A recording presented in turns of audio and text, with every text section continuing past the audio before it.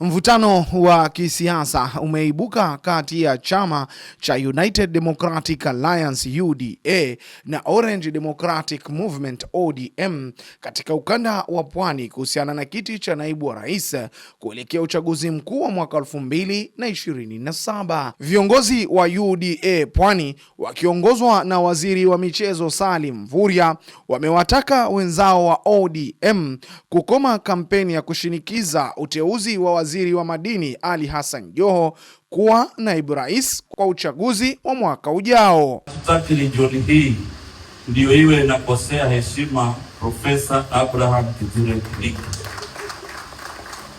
He is a professor of high standing. He is renowned internationally. He has a track record. He is doing a lot of work.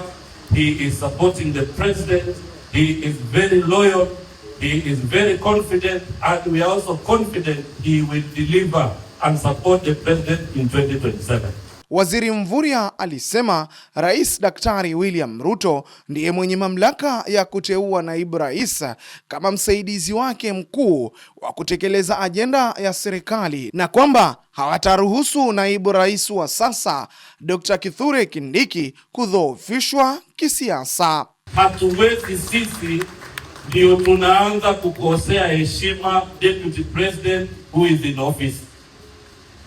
Naibu rais wa Jamhuri ya Kenya anateuliwa na mgombea wa urais 2027 ambaye katika UDA ni President William Samoei Ruto.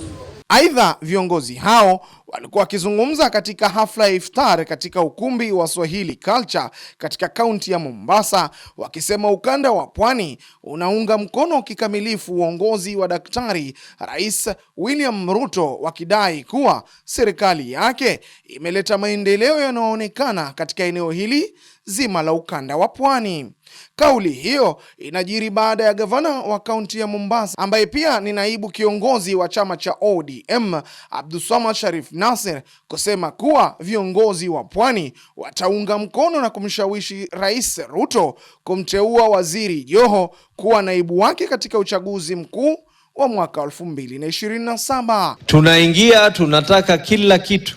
Hata pale kwa deputy president tunasema lazima atoke kutoka kwa chama cha ODM. Sio mambo ya 2032.